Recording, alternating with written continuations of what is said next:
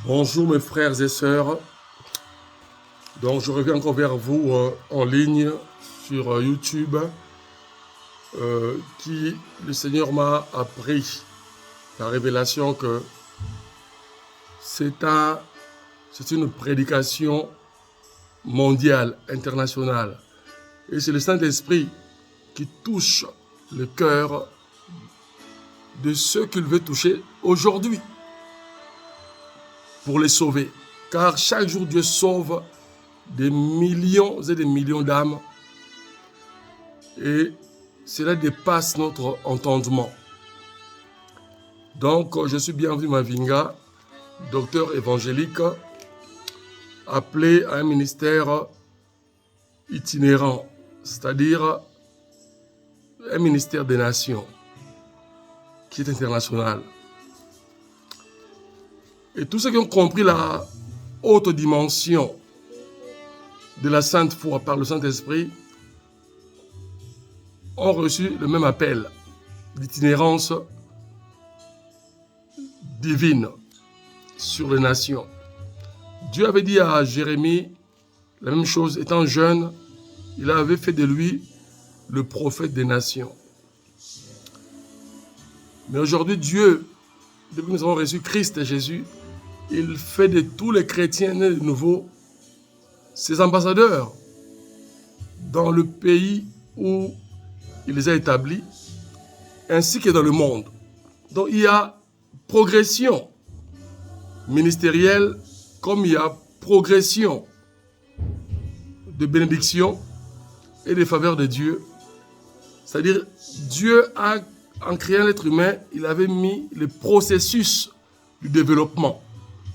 Et la puissance illimitée d'action divine pour l'humanité, afin qu'elle puisse vivre les merveilles de Dieu et échanger ces merveilles les uns des autres. Donc, l'humanité a été créée par l'image de Dieu et la ressemblance de Dieu, c'est-à-dire par la puissance du Saint-Esprit dans l'être humain, faisant la volonté de Dieu, reflétant la lumière d'éternité qui est l'amour divin éternel, la justice divine éternelle. Et la gloire qui accompagne ces principes de sainteté et de justice éternelle. Et cette lumière, c'est l'adoration à Dieu, c'est-à-dire faire la volonté de Dieu, le Créateur, proclamer qu'il est l'incommensurable, le Créateur de tout ce qui existe, les êtres et les choses visibles et invisibles, et que dans toute sa création, dans son plan magnifique, divin, d'éternité, il nous a créé, façonné, il nous a donné une forme divine, palpable, et nous a mis son souffle. Il a insufflé une âme immortelle dans Adam, c'est-à-dire dans l'homme, le premier homme, qui est notre ancêtre premier. Adam et puis Ève. Sachant que par sa préscience, comme il connaît toutes choses, il voit dans les lointains de l'humain, il voit le présent, il voit l'avenir, comme il voit aussi le passé. Sachant qu'Adam allait pécher, ainsi que Ève, il a prévu un nouveau plan de rescousse. C'est ça le plan du salut. Le rachat, c'est-à-dire sauver l'être humain qu'il avait donné la liberté d'opérer comme lui sur terre. Il lui a transmis le lieu de son règne et de sa domination qui est la pleine terre. Mais l'être humain a préféré écouter une créature qui est sa subalterne. C'est-à-dire, il a écouté le domestique, c'est-à-dire Satan, ange serviteur de Dieu, qui conduisait la louange divine, mais qu'il n'était qu'un serviteur. C'est-à-dire, dans ce langage moderne, nous dirions un domestique, un homme de main de Dieu pour un service spécifique qui était chanté et dirigé tous les chants qui reflétaient la gloire de Dieu. C'est ça, c'est que Dieu veut nous faire comprendre que nous devons faire la volonté de Dieu selon son plan de rescousse, c'est-à-dire du salut éternel qu'il a érigé, établi en Jésus-Christ, qui est notre Seigneur et Sauveur.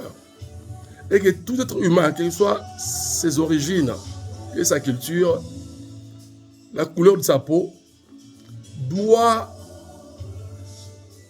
donner sa foi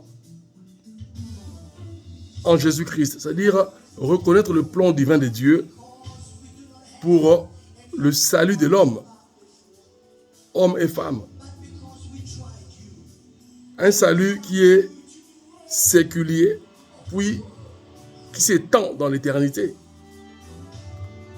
pour que l'humain puisse avoir part à la vie éternelle et revenir dans le plan initial de Dieu, le jardin d'Éden. Et Dieu, dans son second plan, lui-même viendra habiter avec l'homme et la femme. Ce ne serait plus comme du temps d'Adam, il venait les visiter et puis il rentrait à son trône de gloire. Dieu établirait son trône parmi les hommes. C'est ça qui est la promesse d'éternité la plus glorieuse. Mais Dieu veut que tous les êtres humains puissent accéder à cet héritage. Parce que c'est un héritage. Il a fait de nous ses enfants à condition que nous puissions reconnaître sa paternité. Et la filiation nous a donné le pouvoir de filiation, d'être enfant de Dieu par Jésus-Christ. Comme Jean, chapitre 1, verset 12 nous le dit. À tous ceux qui ont reçu Jésus-Christ, il a donné le pouvoir de devenir enfants de Dieu. Non par les capacités humaines, mais par la puissance du Saint-Esprit qui est l'Esprit créateur. L'esprit de sagesse et d'intelligence. Alors, j'ai voulu parler de ce que j'ai constaté et que le Seigneur m'a montré depuis longtemps sur l'ignorance de la prière dans la vie chrétienne, ainsi que dans nos églises dites de réveil. Il faut savoir que la prière, c'est un dialogue que l'être humain fait avec son Créateur. Il parle à Dieu, son Créateur, par la prière. Et Dieu lui répond par la lecture biblique et aussi par révélation de sa parole amplifiée. Parce que la parole de Dieu, c'est une parole prophétique de révélation. Dieu nous a déjà tout révélé, c'est-à-dire nous a déjà tout montré selon son plan, ça la révélation. Mais c'est quoi les prophéties? Ce sont des messages d'encouragement sur la vie de chaque être humain selon la bénédiction que Dieu lui accorde et d'après sa foi et son obéissance à Dieu. Et selon la grâce que Dieu lui répartit. Par exemple, Dieu peut donner à un pasteur comme Yonggi Cho, qui était un bouddhiste, une église aujourd'hui de 3 millions de membres. Donc, Dieu a préféré donner à Yonggi Cho la plus grande église mondiale. Mais alors que ceux qui ont dévancé Yonggi Cho, comme chrétiens européens, africains, etc., en commençant par eux-mêmes des juifs, n'ont pas eu cette grâce. Mais ça ne veut pas dire que Yonggi Cho est le pasteur le plus puissant du monde. Mais c'est faux, archi faux. C'est une grâce de Dieu. Il fait sa part, comme Dieu lui a demandé, et lui a donné cette faveur, cette bénédiction, sans effort. C'est Dieu qui l'a voulu ainsi. De même que le pasteur qui a 10 membres dans son église. Mais s'il persévère, Dieu va multiplier ces membres-là pour arriver à 30, à 50, à 100, à 200, à 300, à 500, à 1000, à 2000. Ainsi de suite, voire 10 000, voire 50 000, voire 100 000 membres, etc. Mais comment Dieu le fait? Il peut le faire dans une église locale qui s'agrandit, comme il peut le faire dans une succursale de cette église locale. C'est-à-dire, toi, le pasteur qui a commencé l'œuvre de Dieu par la grâce de Dieu, ce n'est pas ton église, c'est l'œuvre que Dieu t'a confiée. Une fois l'œuvre grandit et que les 5 ministères sont établis, pour que les chrétiens, les fidèles reçoivent une prédication correcte et un enseignement stable. C'est-à-dire, dans tous les ministères qui sont appelés à la parole de prédication, doivent transmettre leurs dons selon le Saint-Esprit à chaque église locale. Alors, il y a des églises locales dans lesquelles où le pasteur peut, au début, jouer plusieurs rôles.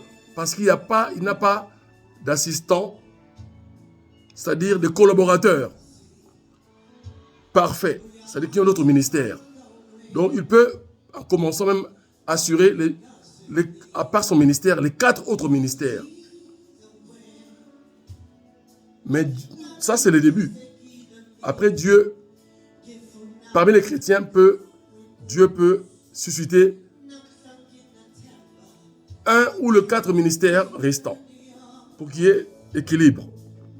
Ou bien Dieu peut transmettre 2 ou 3 ministères et puis, plus l'église évolue,